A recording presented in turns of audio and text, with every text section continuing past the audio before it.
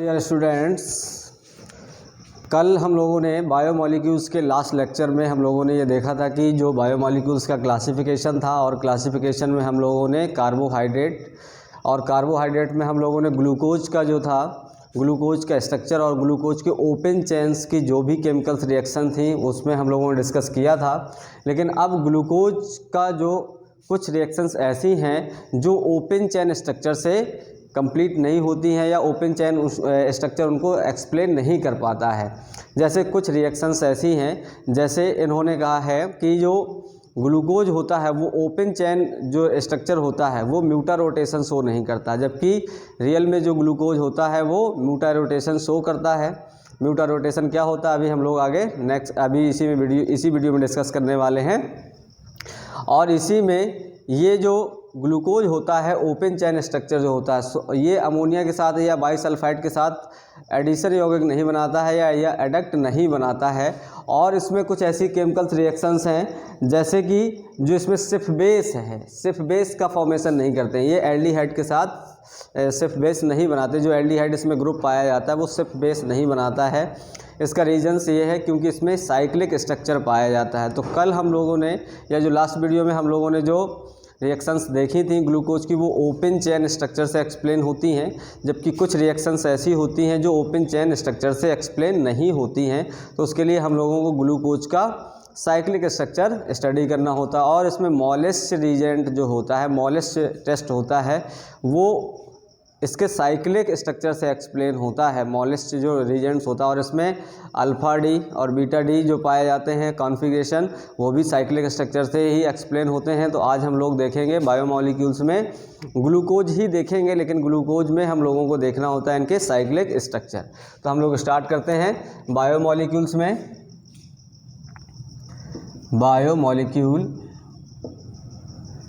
Biomolecules में हम लोगों को देखना है आज साइक्लिक स्ट्रक्चर। पहले हम लोग मॉलेस्ट रीजेंट्स देख लेते हैं। मॉलेस्ट परीक्षण जो होता है, मॉलेस्ट टेस्ट जो होता है, मॉलेस्ट टेस्ट में मॉलेस्ट रीजेंट यूज किया जाता है। मॉलेस्ट रीजेंट लैब में आपको मिल जाएगा प्रिपेयर किया हुआ। तो मॉलेस्ट रीजेंट्स और हमें कार्बोहाइड्रेट, ये जो मॉलेस्ट रीजेंट्स है, मॉलेस्ट टेस्ट है, ये सभी कार्बोहाइड्रेट्स के लिए है। तो कार्बोहाइड्रेट्स में हम लोग जो टेस्ट करते हैं तो हम लोग देख लेते हैं कार्बोहाइड्रेट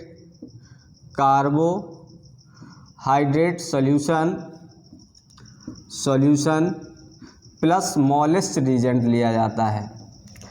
मॉलेस्ट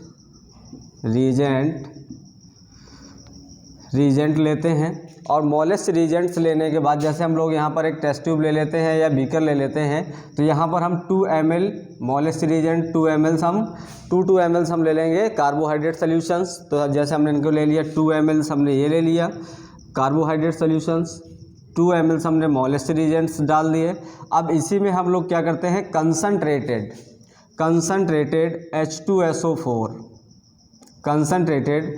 H2SO4 की फ्यू ड्रॉप्स यूज करते हैं अप्रॉक्स 1 ml। तो हम लोग यहाँ पर ये कह सकते हैं कि जब हमने ये टेस्ट कर रहे होते हैं, मॉलेस्ट टेस्ट है ये, इसमें कार्बोहाइड्रेट सोल्यूशन 2 ml लिया जाता है, मॉलेस्ट रीजेंट्स 2 ml लिए जाते हैं, फिर इसमें few drops H2SO4 concentrated H2SO4 use करते हैं। तो हमें इससे जो मिलने वाला रिजल्ट्स है वो इसमें ब्राउन रेड कलर के रिंग्स मिलता है। ब्राउन रेड रिंग फॉर्मेशन होता है, रिंग्स मिलता है जो आफ्टर सम टाइम वायलेट हो जाता है। तो इसको हम लिख देंगे आफ्टर सम टाइम ये वायलेट कलर में चेंज हो जाता है। तो ये कंफर्म हो जाता है कि ये जो सॉल्यूशंस लिया था ये हमने कार्बोहाइड्रेट सॉल्यूशन था। किसी भी कार्बोहाइड्रेट को कंफर्म करने के लिए कि वो कार्बोहाइड्रेट है या नहीं है, उसके लिए हम लोग मॉलेस्ट रीजेंट का टेस्ट करते हैं। तो इसमें हम लेते हैं वो सॉल्यूशंस जो कंपाउंड हमें चेक करना है या टेस्ट करना है, वो कंपाउंड का सॉल्यूशंस लेते हैं, मॉलेस्ट रीजेंट 2 ml डालते हैं और उसमें परखनली जो टेस्ट ट्यूब होता है उसको विदाउट एनी सेकिंग यहाँ पर लिख देंगे। यहाँ पर लिखना है विदाउट एनी सेकिंग,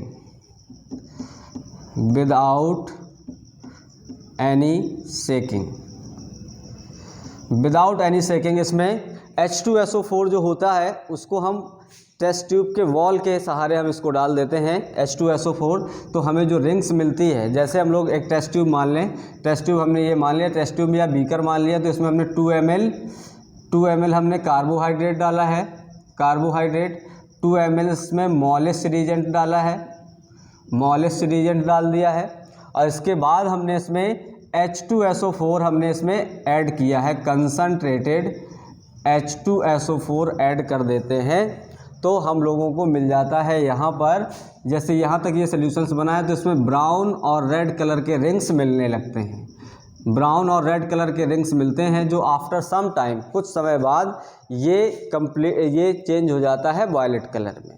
तो वायलेट कलर में चेंज हो जाना इस कार्बोहाइड्रेट सॉल्यूशंस को कंफर्म कर देता है कि ये जो सॉल्यूशंस है वो कार्बोहाइड्रेट सॉल्यूशंस है। तो ये आपको क्लियर हो गया होगा। अब हम लोग देखते हैं ring structure of the glucose, तो इसको नोट कर लेंगे। अब हम लोग देखते हैं cyclic structure of glucose, cyclic structure of glucose. Glucose का जो साइक्लिक स्ट्रक्चर है वो हम लोग देख लेते हैं, क्योंकि इसके पहले हम लोगों ने जो लास्ट लेक्चर था उसमें हमने जो भी ग्लूकोज की केमिकल रिएक्शंस देखी थी वो ओपन चेन स्ट्रक्चर से सेटिस्फाई होती थी या एक्सप्लेन हो जाती थी। तो हम लोग स्टार्ट करते हैं, जैसे हम लोगों ने ये स्ट्रक्चर बनाते हैं, ये एल्डिहाइड, ग्लूकोज का एल्डिहाइड ग्रुप है, यहाँ पर हम लोग देख लेते हैं तो ये कार्बन है, कार्बन में यहाँ पर हम देख लेते हैं कि ये OH, H, फिर जो नेक्स्ट कार्बन होगा यहाँ पर H और यहाँ पर OH, फिर हम लोग कार्बन देखते हैं तो कार्बन में यहाँ पर OH और यहाँ पर H हो जाता है, जो नेक्स्ट कार्बन होगा यहाँ पर भी OH और यहाँ पर H, और यहाँ पर हम लोगों को मिल जाता है CH2OH, या इसी को हम लोग वैसे लिख सकते हैं कॉन्फ़िगरेशन में। तो ये हम लोगों का नॉर्मल था ग्लूकोज का जो स्ट्रक्चर। इसमें हम लोग अगर देखते हैं, नंबरिंग करके देख लेते हैं, तो नंबरिंग में 1 2 3 4 5 और 6 कार्बन हो गए। इस टाइप से हम लोगों ने ग्लूकोज का स्ट्रक्चर बना लिया। लेकिन अब हम लोग, ये ओपन चेन स्ट्रक्चर है, लेकिन ये जो इनमें अगर हम क्लोज चेन स्ट्रक्चर देखेंगे तो इसका जो 5th कार्बन है, 5th कार्बन में प्रेजेंट जो OH में हाइड्रोजन है, ये जाके कहाँ पर ऐड हो जाता है, इस वाले कार्बन फर्स्ट पे जो होते हैं ये वाला, यहाँ पर ये पाई बॉन्ड वाला ब्रेक होके हाइड्रोजन ऐड हो जाता है। तो एक्चुअल में ये बॉन्ड का ब्रेक ऐसे होगा तो यहाँ पर माइनस और यहाँ पर प्लस आ जाएगा, तो ये वाला जो ऑक्सीजन का जो फ्री एंड होगा वो इस पर अटैच्ड हो जाएगा। तो ये ऐसे इंटरचेंज होते रहते हैं। तो अब हम लोग जो दूसरा स्ट्रक्चर देखने जा रहे हैं वो है कार्बन फर्स्ट पे। तो यहाँ पर हम लोग देखेंगे इनके स्ट्रक्चर में, कार्बन फर्स्ट में कार्बन हमने फर्स्ट बनाया, इसके बाद हमने यहाँ पर ये OH जोड़ दिया, यहाँ पर OH और यहाँ पर H, ये हो गया। अब यहाँ पे जो बॉन्ड बैलेंसी फ्री होगी उसको हम लोग कार्बन 2 पे, तो कार्बन 2 पे पहले हम इसको ऐसे ही रखते हैं OH H, फिर हमने सेकंड पे चलते हैं, थर्ड पे कार्बन H OH, फिर कार्बन नेक्स्ट OH H, फिर कार्बन OH H। एक्चुअल में जो ये कार्बन्स है वो वाला, ये वाला हाइड्रोजन्स ऐड हो गया है यहाँ पर, तो ये वाला ऑक्सीजन जो है वो यहाँ से रफ होके आपको ऐसे लिख देना CH2OH। तो ये वाला जो ऑक्सीजन है, ये वाला ऑक्सीजन आपको यहाँ पर मिल जाता है, इस प्रकार से यहाँ पर ऑक्सीजन आपको ये मिल जाता है और ये कार्बन ऐसे ऐड हो जाता है। क्लियर? तो ये वाला जो कार्बन फर्स्ट है, carbon first, second, third, fourth, fifth और सिक्स, तो ये कार्बन फर्स्ट फिफ्थ का जो ऑक्सीजन है वो कार्बन फर्स्ट से ऐड हो जाता है। तो ये आपको साइक्लिक स्ट्रक्चर मिल जाता है ग्लूकोज का। लेकिन हम लोग इसको जो नाम देते हैं, और इसमें जो दूसरा स्ट्रक्चर होगा वो इसमें ऐसे इंटरचेंज भी हो सकता है कि यहाँ पर जो OH ग्रुप है वो यहाँ पर आ जाए, तो इसका कॉन्फ़िगरेशन चेंज हो जाता है, क्योंकि इनके जो नाम हैं वो इन्हीं कॉन्फ़िगरेशन के अकॉर्डिंग होते हैं। तो दूसरा स्ट्रक्चर हम लोग देख लेते हैं। यहाँ पर सेम स्ट्रक्चर वैसे ही बनेंगे। यहाँ पर हमने OH, यहाँ पर H, और यहाँ पर हम लोगों ने कार्बन में यहाँ पर राइट साइड पे H है, OH है, जबकि हम लोग यहाँ पर लेफ़्ट साइड पे ले आएंगे। तो यहाँ पर OH, यहाँ पर H, फिर इसके बाद H, इसके बाद हम लोग देख लेते हैं यहाँ पर आ जाएगा OH कार्बन 3 पे, ये कार्बन 1 है, कार्बन 2 है, कार्बन 3, कार्बन 4 पे देखेंगे तो OH, यहाँ पर H, कार्बन जो 5 होगा, कार्बन 5 में कार्बन फर्स्ट का जो ऑक्सीजन होगा वो यहाँ पर कार्बन 5th में ऐड हो जाएगा, और यहाँ पर हमें H मिल जाएगा, और यहाँ पर हमें मिल जाएगा CH2OH। तो ये एक्चुअल में हम लोगों ने जो कॉन्फ़िगरेशन देखा है, इनके जो नाम होंगे, इनके जो नाम होते हैं वो हम लोग यहाँ पर लिखते हैं। जो ये नॉर्मल है इसको हम लोग बोलते हैं D+ ग्लूकोज। इस पर हम लिखते हैं D+ ग्लूकोज, D+ ग्लूकोज। और इसको हम लोग बोलते हैं, जैसे हम लोगों ने ये बनाया है, तो ये अल्फ़ा D+ ग्लूकोज है, इसका नाम है अल्फ़ा D+ ग्लूकोज। और हम लोग इसका जो नाम लिखते हैं वो है beta D+ glucose, beta D+ glucose.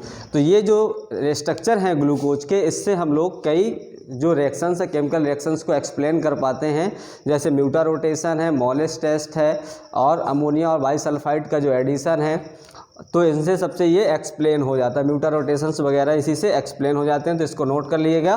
फिर हम लोग देखते हैं इसकी जो कुछ रिएक्शंस हैं।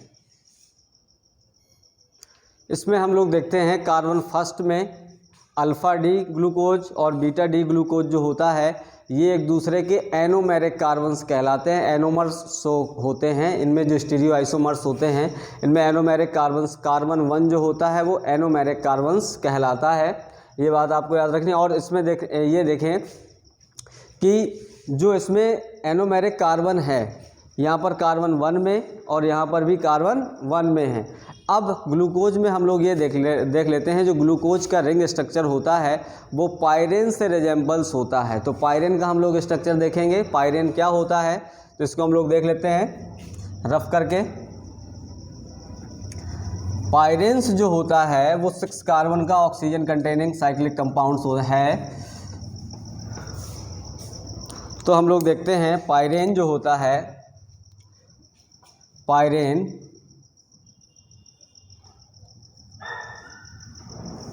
ये पायरेन कहलाता है, पायरेन। तो ऐसे ही ग्लूकोज का जो स्ट्रक्चर होता है ऐसे ही साइक्लिक कंपाउंड्स बनाता है, इसलिए हम इसको जो साइक्लिक कंपाउंड्स होते हैं इसमें ग्लूकोज में या साइक्लिक स्ट्रक्चर होता है उसको हम लोग बोलते हैं अल्फ़ा D ग्लूकोपाइरेनोज। तो यहाँ पर हम लोग इसका स्ट्रक्चर बनाएंगे। तो ऐसे ही ये, जैसे हम लोग ये देख लेते हैं ऑक्सीजन, इस प्रकार से हम लोग देख लेते हैं। तो ये ऑक्सीजन, अब यहाँ पर कार्बन फर्स्ट आ जाएगा, carbon first, carbon 2, carbon 3, carbon 4, carbon 5। तो इस प्रकार से ये आ जाएंगे। अब ये जो कार्बन 5 में ही होगा तो ये कार्बन 6 वाला यहाँ पर ऐड हो जाएगा। देखते हैं तो यहाँ पर जो हम लोगों को मिलने वाले हैं ये H जो है, H और OH, जैसे हम इनको ऐसे रिजेंबल्स कर लें कि ये वाला जो होगा वो बिलो द सरफेस होगा, ये अपर द सरफेस होगा। तो हम लोग इनमें देख लेंगे कि इनका स्ट्रक्चर किस टाइप से बना सकते हैं। तो यहाँ पर H और यहाँ पर OH, ये कार्बन फर्स्ट का हो जाएगा। अब यहाँ पर हम लोग देख लेते हैं, अगर कार्बन सेकंड पे आएगा, ये वाला कार्बन फर्स्ट का हो गया H और OH हो गया। तो हम लोग देख लेते हैं कि अब यहाँ पर कार्बन सेकंड में, तो कार्बन सेकंड में हम देखेंगे तो कार्बन सेकंड में H और OH देखेंगे तो H अपसाइड होगा और OH डाउन होगा। H अपसाइड है सेकंड कार्बन में, यहाँ पर सॉरी ये सेकंड है, ये अपसाइड होगा और ये डाउन होगा। अब यहाँ पर देखेंगे तो यहाँ पर OH और यहाँ पर H आपको दिखाई देगा कार्बन थर्ड में। अब यहाँ पर देखें तो ये H और यहाँ पर OH मिल जाएगा, कार्बन फोर्थ आ गया। कार्बन फिफ्थ में जो है ये आपको देखना है कि ये जो H है, H ये वाला जो हाइड्रोजन्स होगा वो डाउनवर्ड होगा, ये डाउनवर्ड H और यहाँ पर लग जाएगा CH2OH। तो कार्बन फिफ्थ तक हम लोग पहले ही काउंट कर चुके थे, कार्बन फिफ्थ और ये कार्बन 6 हो जाता है। तो ये ग्लूकोज का जो स्ट्रक्चर कहलाता है ये एक साइक्लिक स्ट्रक्चर कहलाता है। ये बात आपको याद रखनी है कि ये साइक्लिक स्ट्रक्चर है। तो इस टाइप से हम इनको ग्लूकोज को लिख सकते हैं। इसका जो नाम होगा इसका अल्फ़ा डी प्लस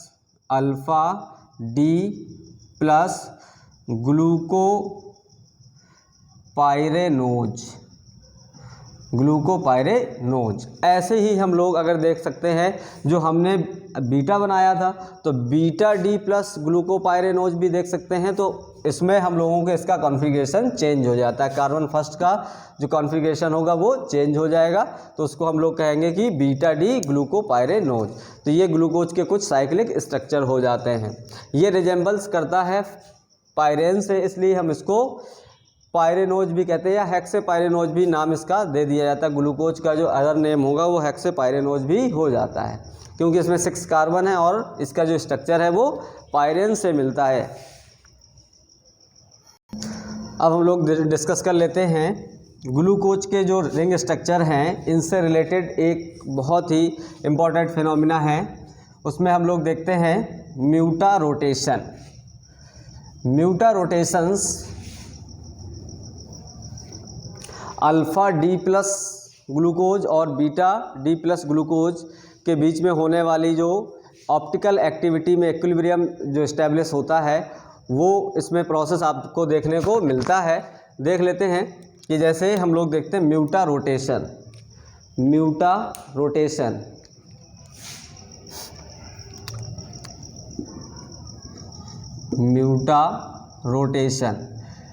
रोटेशंस ये ऑप्टिकली एक्टिव कंपाउंड्स के लिए पाया जाता है, ऑप्टिकल एक्टिव कंपाउंड्स में। तो यहाँ पर म्यूटा रोटेशन में देखें अल्फ़ा डी प्लस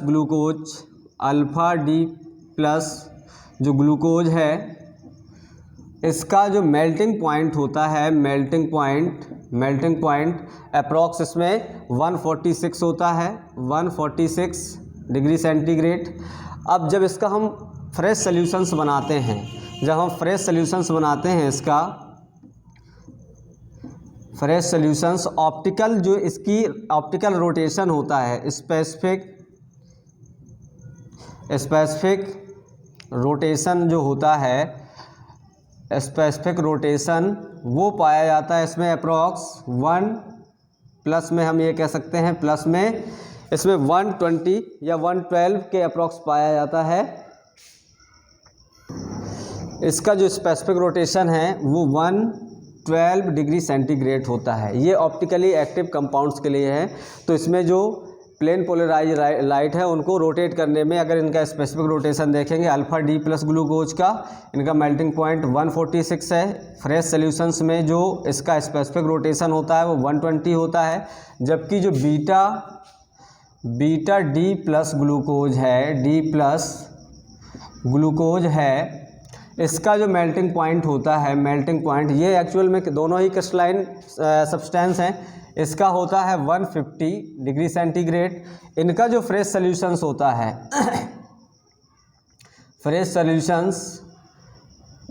उनका जो स्पेसिफिक रोटेशन होता है, जो होता है वो होता है +90 डिग्री सेंटीग्रेड। तो लेकिन आफ्टर सम टाइम इनका भी और इनका, तो यहाँ पर आपको लिख देना है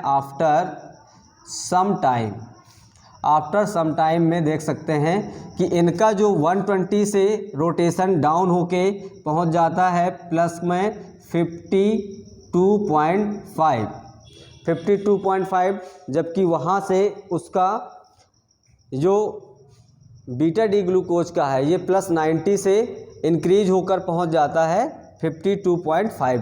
तो ये स्पेशल रोटेशन में आफ्टर सम टाइम जो होते हैं ये इंटरचेंज होते रहते हैं।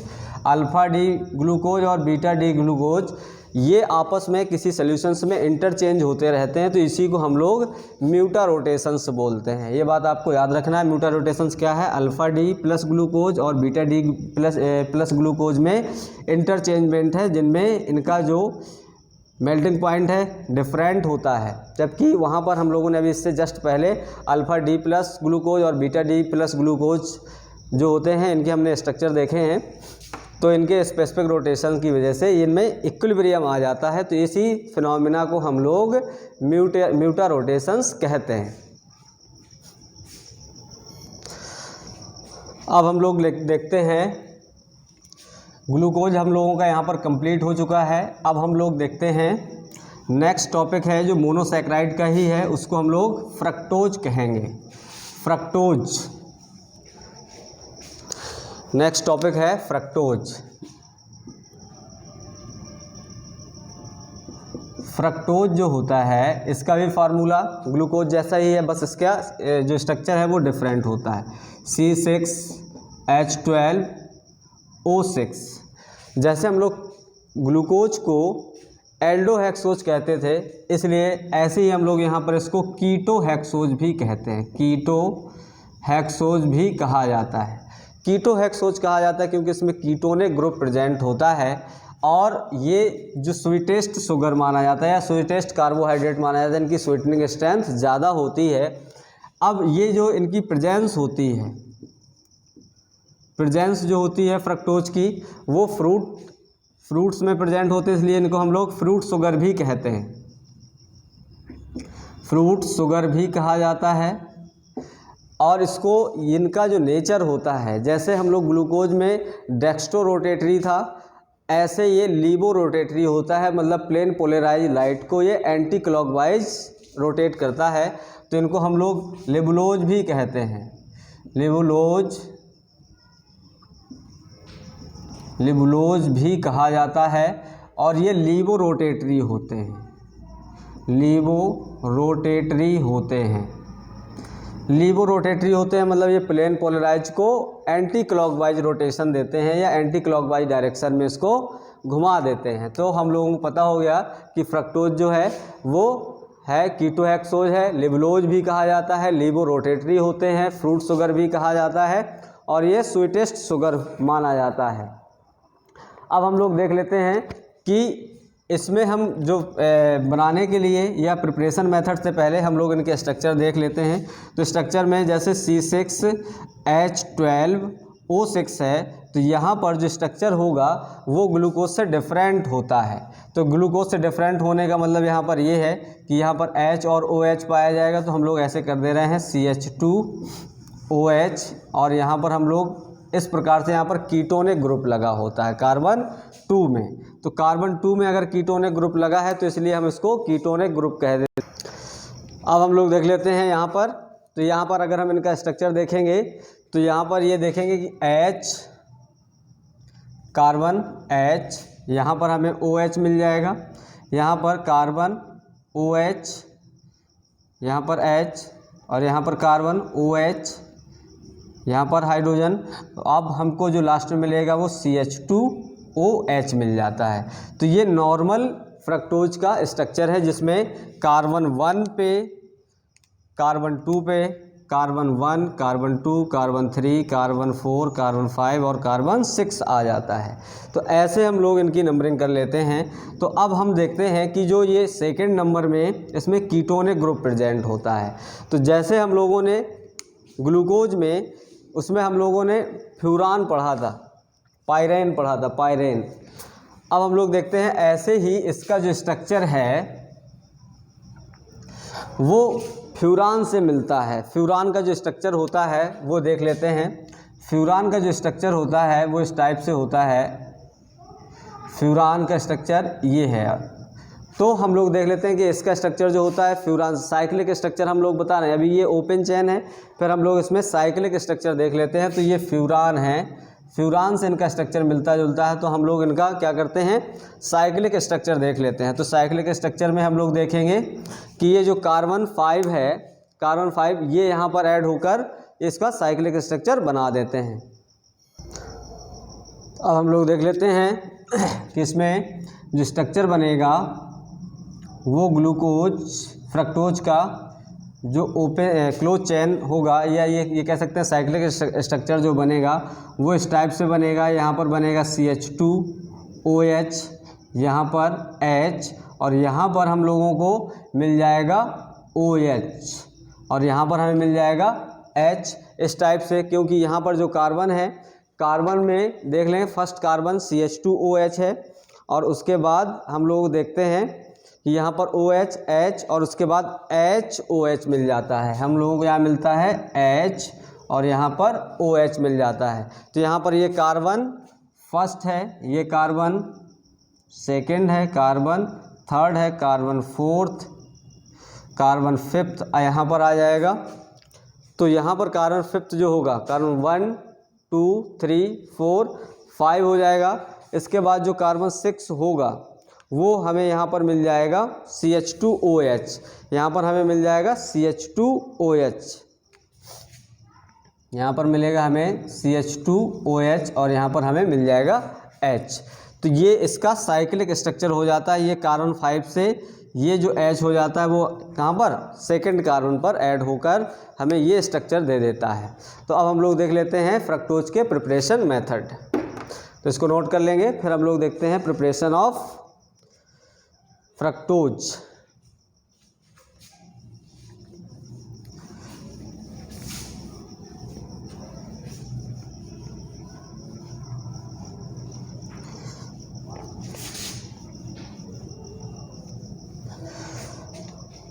अब हम लोग देख लेते हैं preparation of fructose. Preparation of fructose. Fructose के प्रिपरेशन में हम लोग देख लेते हैं जो सुक्रोज होता है, सुक्रोज एक डाइसैकराइड है। डाइसैकराइड इसी को हम लोग टेबल शुगर भी कहते हैं। तो इसमें जैसे हम लोग डाइसैकराइड में देख लेते हैं, तो डाइसैकराइड का जो फार्मूला होगा C12H22 और O11, ये सुक्रोज है। सुक्रोज जो होता है वो डाइसैकराइड है। जब इसमें हम वाटर मिलाते हैं H2O in the presence of HIN, तो ये डाइसैकराइड्स जो होते हैं वो ग्लूकोज और फ्रक्टोज में कन्वर्ट हो जाते हैं। तो यहाँ पर हमें C6H12O6 प्लस C6H12O6 हमें मिल जाता है। तो इसमें से एक होगा ग्लूकोज, इनके फार्मूले सेम है लेकिन स्ट्रक्चर डिफरेंट है। तो हम लोग ग्लूकोज और प्लस फ्रक्टोज मिल जाता है, ग्लूकोज और फ्रक्टोज मिल जाता है। तो हम लोग ऐसे इनको सेपरेट कर लेते हैं। लेकिन हाँ, इस दोनों के मिक्सचर को हम लोग बोलते हैं इन्वर्ट शुगर, इन्वर्ट शुगर। तो हम लोग यहाँ पर इस प्रोसेस को बोलते हैं inversion of sugar. Preparation of या हाइड्रोलिसिस ऑफ, यहाँ पर देख लेते हैं, ये है एक्चुअल में acidic hydrolysis, acidic hydrolysis of sucrose. Sucrose को हम लोग फाइनली टर्म जो देते हैं वो इन्वर्जन ऑफ शुगर कहलाती है। ये कहलाता है inversion, inversion of sugar, inversion of sugar कहलाता है। तो यहाँ पर कई बार ऐसे क्वेश्चंस पूछे गए हैं कि इन्वर्जन ऑफ शुगर क्या है या इन्वर्ट शुगर क्या है। तो इन्वर्ट शुगर क्या है, ग्लूकोज और फ्रक्टोज का मिक्सचर है। जबकि यहाँ पर जो इन्वर्जन ऑफ शुगर का जो प्रोसेस है वो सुक्रोज या डाइसैकराइड को एसिडिक मीडियम में हाइड्रोलाइज करके हम लोग बना सकते हैं इन्वर्ट शुगर। तो ऐसे हम लोग देख लेते हैं। अब हम लोग जो नेक्स्ट मेथड है सुक्रोज के प्रिपरेशन का, वो हम लोग देख लेते हैं इन्यूलिन द्वारा, या स्टार्च से भी हम लोग फ्रक्टोज का फॉर्मेशन कर लेते हैं। तो इन्यूलिन जो होता है वो C6H12 और O10 है। तो यहाँ पर हम लोग इनकी रिएक्शंस कराते हैं वाटर से। तो वाटर से हम लोग जब इनकी रिएक्शंस कराते हैं, O5 यहाँ पर ये लिखें, O5 है। तो जब भी हम लोग इनकी रिएक्शंस कराते हैं तो हम लोगों को फ्रक्टोज मिल जाता है।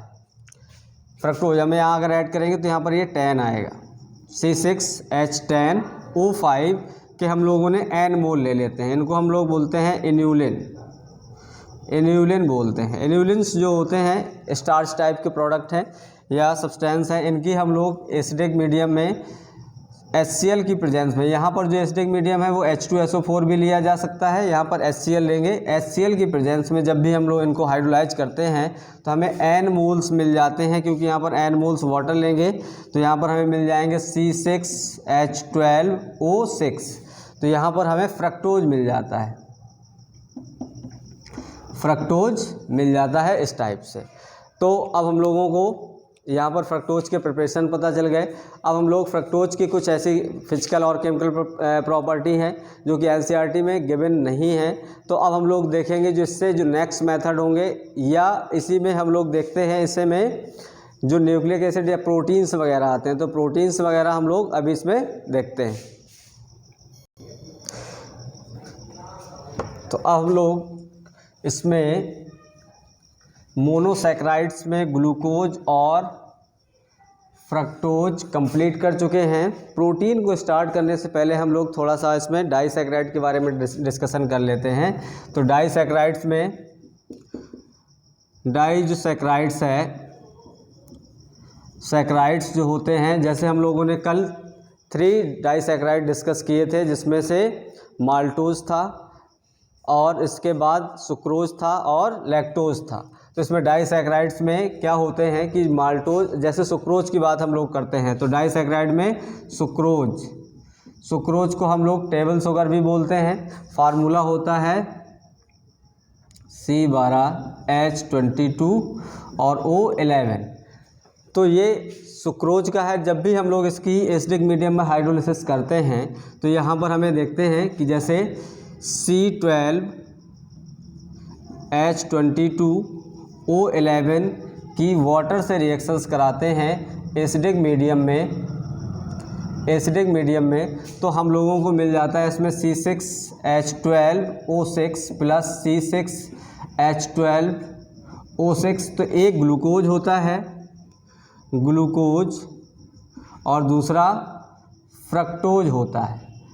अब ये एक्चुअल में अल्फ़ा डी है, या इनका जो कॉन्फ़िगरेशन होगा अल्फ़ा डी ग्लूकोज, ये बीटा अल्फ़ा डी फ्रक्टोज होता है।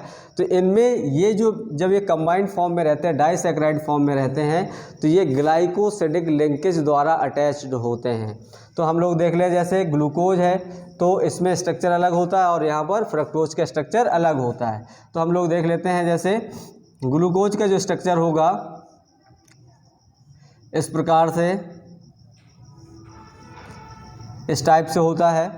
तो इसमें हम लोग कंप्लीट स्ट्रक्चर ऐसे बना देते हैं, और यहाँ पर जो फ्रक्टोज का स्ट्रक्चर है वो हम लोग ऐसे बनाते हैं, इस प्रकार से।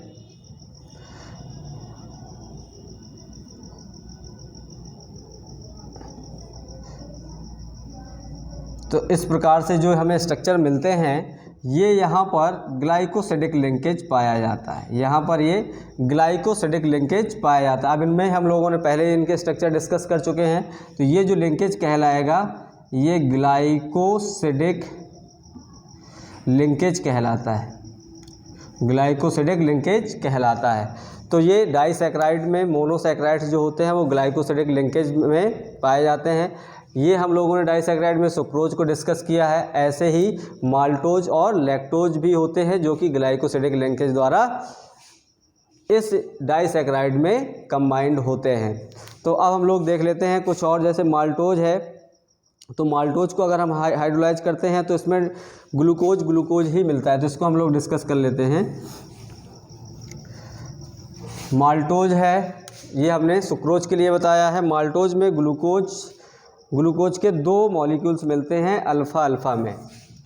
जैसे हमने ये लिखा है सुक्रोज है, सुक्रोज का हाइड्रोलिसिस है। ऐसे हम लोग माल्टोज में C12H22 और O11 प्लस वाटर है। तो यहाँ पर अगर हम माल्टोज को हाइड्रोलाइज करते हैं तो यहाँ पर हमें 2 मोल्स हमें ग्लूकोज के मिल जाते हैं यहाँ पर, जबकि ग्लूकोज और फ्रक्टोज मिल रहा है सुक्रोज में, जबकि यहाँ पर हमको C6H12O6 प्लस C6H12O6, यहाँ पर हमें ये भी ग्लूकोज मिलेगा। यहाँ पर भी हमें ग्लूकोज मिल जाता है। कई बार ऐसे क्वेश्चंस बोर्ड में डिस्कस कर लिए जाते हैं कि वहाँ पर 2 मोल्स मिल रहे हैं ग्लूकोज के, या वो पूछ लेगा कि माल्टोज की हाइड्रोलिसिस पे मिलने वाले जो प्रोडक्ट हैं उनको ऑप्शन में रख देगा और इनमें ऐसे डिस्कस कर सकता है। तो माल्टोज से ग्लूकोज के 2 मॉलिक्यूल्स मिलते हैं, जबकि सुक्रोज से ग्लूकोज और फ्रक्टोज के मिलते हैं। अब हम लोग देख लेते हैं जो नेक्स्ट डाइसैकेराइड्स के बारे में हम लोगों ने बात की थी, जिसको हम लोग लैक्टोज कहते हैं। लैक्टोज में गैलेक्टोज और ग्लूकोज मिलता है, गैलेक्टोज और ग्लूकोज, ये हम लोगों ने माल्टोज है। अब हम लोगों ने लैक्टोज डिस्कस करना है, तो C12H22 और O11 प्लस वाटर में हम हाइड्रोलिसिस करते हैं, तो ये लैक्टोज है। लैक्टोज के 1 मोल के हाइड्रोलिसिस से गैलेक्टोज और ग्लूकोज मिलते हैं, C6H12O6 प्लस C6H12O6, ये गैलेक्टोज और ग्लूकोज हैं, गैलेक्टोज और ग्लूकोज। बेसिकली इनके फार्मूले एक जैसे हैं, लेकिन इनके स्ट्रक्चर में डिफरेंस मिलता है। ये सभी एसिडिक मीडियम में हैं। एसिडिक मीडियम में HCl या H2SO4 यूज कर सकते हैं उनके एसिडिक मीडियम में। तो डाइसैकेराइड में आपको ये याद रखना है। ऐसे ही पॉलीसैकेराइड्स पे हम लोग थोड़ा सा डिस्कस कर लेते हैं। पॉलीसैकेराइड्स में स्टार्च आते हैं, स्टार्च या सेलुलोज आते हैं, नोट हो गया। अब हम लोग देख लेते हैं पॉलीसैकेराइड्स। पॉलीसैकेराइड्स ऐसे सैकेराइड्स होते हैं जिनकी हाइड्रोलिसिस करने पर मोनोसैकेराइड्स के हमें many molecules of monosaccharides obtain होते हैं। लेकिन यहाँ पर हम लोगों ने जैसे डाइसैकेराइड्स में ये 2 मॉलिक्यूल्स ऑब्टेन हो रहे हैं, ऐसे पॉलीसैकेराइड्स में बहुत से, लेकिन उनमें भी ग्लाइकोसिडिक लिंकेज पाया जाता है। और इनमें से आप देखते हैं सेलुलोज और एमाइलोपेक्टिन वगैरह ये सब आ जाते हैं। तो अब हम लोगों ने जो कार्बोहाइड्रेट है ये कंप्लीट कर लिया है। अब हम लोग नेक्स्ट चैप्टर पे स्टार्ट करेंगे इनके कुछ डिफरेंस, या हम लोग प्रोटीन नेक्स्ट टर्न पे इसमें नेक्स्ट वीडियो में डिस्कस करते हैं।